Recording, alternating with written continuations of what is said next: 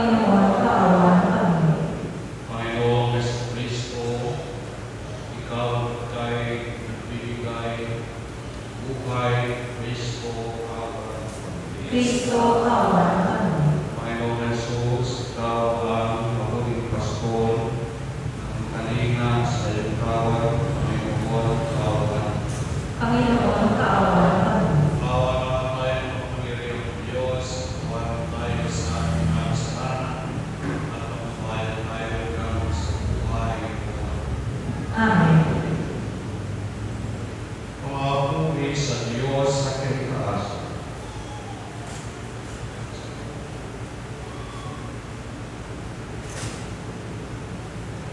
Sa lupay kapayapaan Sa mga taong kinalulugan niya, pinupuri ka namin, pinarapal ka namin, sinasamba ka namin, ipinagbubunyi ka namin, isasalamatan ka namin, dahil sa kinamamangkin kapaginan. Panginoon Diyos, kaya ng natin, Diyos sa mga kapamilya sa lahat. Panginoon Jesucristo, kaunana. Panginoon Diyos, Kordero ng Diyos, anak ng Ama. Ikaw na nag-aalis sa mga kasalanan sa lugar, maawa ka sa amin. Ikaw na nag-aalis ng mga kasalanan sa lugar, tanggapin mo aming kahilingan. Ikaw na daraplo sa kanan ng Ama, maawa ka sa amin. Sapagkat ikaw lamang banal, ikaw lamang Panginoon, ikaw lamang o sa Kristo ang kataas-taasan, kasama ng Espiritu Santo, sa katakilan ng Diyos Ama. Amen. Manalangin tayo.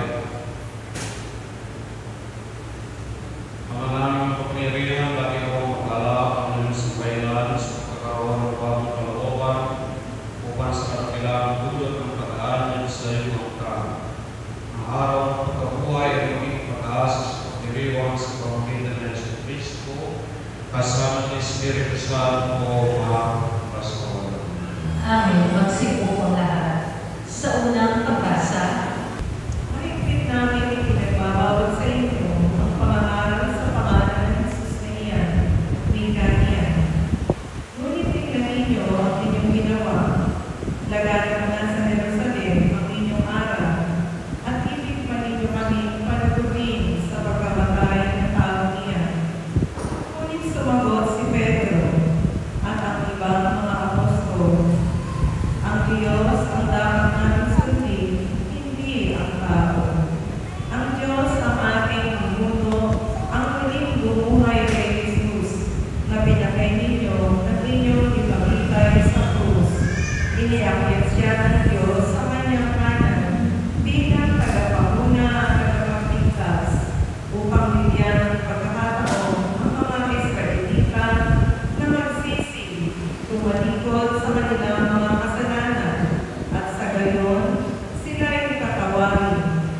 Saksi kami sa mga bagay na ito, kami at ang Espiritu Santo, na ipinagkaloob ng Diyos sa mga tumatalima sa Kanya. Pagkatapos pagbawalang ang aral sa pangalan ni Jesus sa mga apostol, sila ay pinalaya. Galak na umalis ang mga apostol sa harap ng Sanhedrin, sapagkat tinatapal ng Diyos na sila ay malagay sa kahihiyan, alang-alang sa pangalan ni Jesus, ang salita ng Diyos. salamat sa Diyos.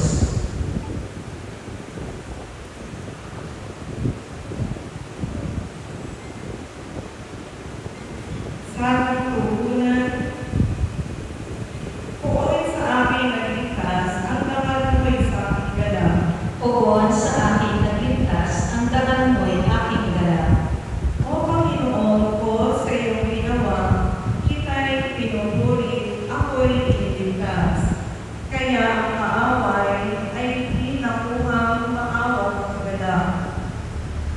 Mula sa lilian daigdig ng patay, hinago mo ako at muling binuhay.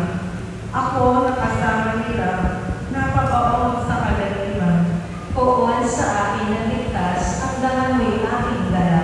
Purihin ang poon, siya ay gamitan ng lahat ng tapat na mga inira. Iyong gunitain ang mga ginawa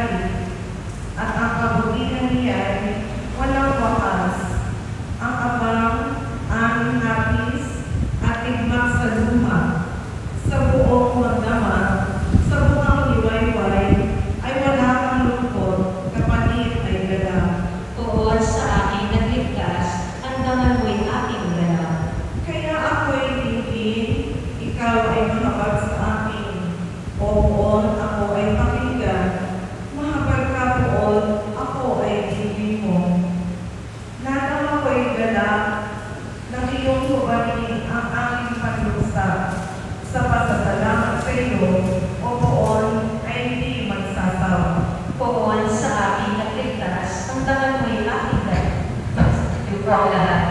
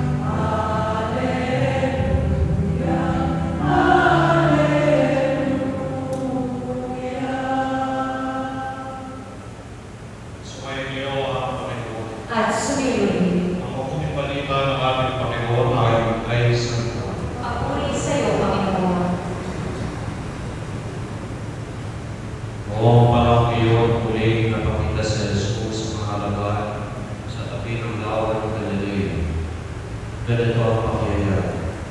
Pagkakasama sa Simon Pedro, Tomas ng Tinaguriang Pampal, at Ariel, Katagagman, Galilea, at mga anak sa Galilea, dalawa pang halaga. Sinabi sa kanya Simon Pedro, magigis ka ako. Kasama kami, sabi nila. Mula sila tulunan sa pangka, subalit, wala na nahuli ng pag-ibig. Nang magupang liwayway na tumayo sa Jesus sa pangpang, subalit hindi siya nakilala ng mga halaga. Sinabi niya ang mga mahal kay Jesus, ang Panginoon iyon.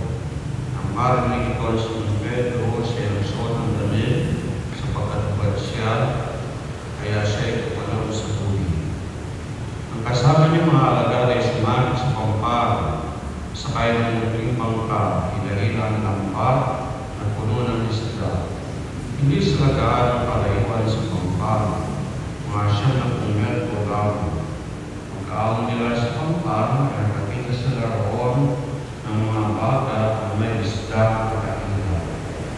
At ilang tinapay, magdala ng ito ng ilang isda na huling ninyo. Sabi ni Jesus, kaya sumpa sa pangka, Pedro at nila sa pangkang ang labat ng puno ng malaking isda. Sandaan at 53 lahat. Hindi lang ito. Ang mat ay 200 isda. Hindi kayo pulas at alam sa mga. Sabi ni Jesus, sa naman sa mga halaga ay walang naas zero siya sa talang niya siya ang Panginoon. Dumawag si Jesus, liwan tinapay at ibigay sa kanila at hindi ng isda. Ito ang pangatlong pagpapakita ni Jesus sa mga halaga pagkatapos na siya'y muling kalunan. Ang pagpaging balita ng ating Panginoon. Pinupuri ka namin, Panginoong Jesucristo, magsipo ang lahat.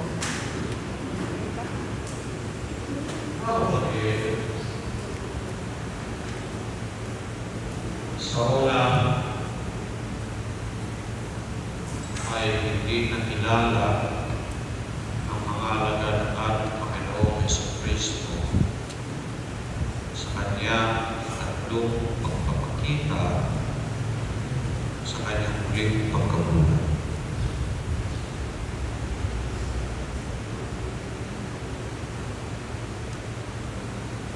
Nakilala ng minamahal na alagad, nakilala ni Juan ang ating Panginoong Jesucristo dahil si Juan ay ang minamahal na alagad ng ating Panginoon. At sinabi niya ito doon sa kasama niya na sina Pedro, Tomas, at dalawang anak. At yun ay ang ating Panginoong Jesucristo. Iyon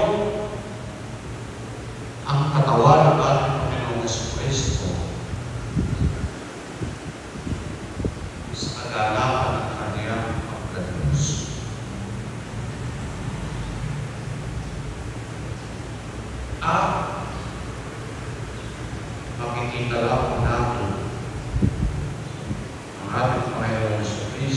sa kaganapan ng kanyang pagka-Diyos, pagdating ng ating kamatayan. Mga kapatid, kayo ba ay mayroong mga personal na kwento sa ating Panginoon Jesucristo? Pagka sinabi natin personal na kwento ay paano ninyo nakilala ang ating Panginoon Jesucristo. Ako'y naniniwala na lahat tayo ay mayroong personal na kwento kay Jesus o sa Diyos. Kaya lang, hindi natin alam kung anong magiging makasangking talat. Tingnan din, kung kayo'y nabubuhay na malayo sa ating Panginoong Jesucristo, wala kayong layo sa Kanya. Wala kayong layo sa Kanya at hindi ninyo mahal ang inyong buhay. Ngayon, ang kamatayan ay isa sa mga palatandaan na habang tayo ay nabubuhay, tayo ay mayroong malabo pagtingin sa misteryo ng pagka-Diyos ni Jesus. We are shrouded by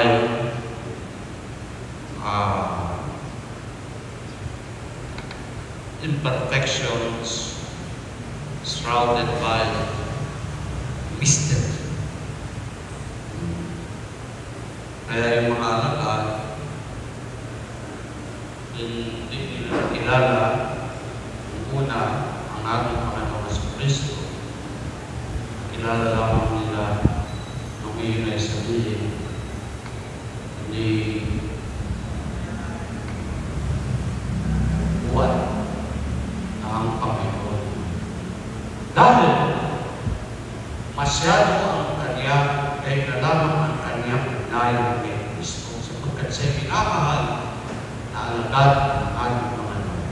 Kaya kilala niya ang ating Panginoon sa Kristo. Ngayon, sa kamatayan po ng ating minamahal na si Rodolfo Jr. Tandaan natin kung kamasahin niya ang awa ng Diyos, kaya kung tayo ay narinito tayo nagdarasal, ay para kamasahin ni Rodolfo ang awa ng Diyos, may kapalang ang lapitan niya ng pumira ang kadahilan ng Panginoong Jesucristo sa muling pagkabuhay. At iyan ang dahilan kung bakit tayo darasal. Karena dia Kristi yang doa yang berkahas na pananalangin, the highest form of prayer para po sa pagkaloob ng Diyos ang awa kay Rodolfo Jr. na at siya ulit buhay sa kaganapan ng buhay walang hanggan. At tandaan ninyo, salamat ninyo yung inyong mga personal na kwento sa Diyos sapagkat yan ang maghahatid sa inyo sa buhay walang hanggan. Tayo natalikod sa Kanya, mamamatay na tayo, at hindi tayo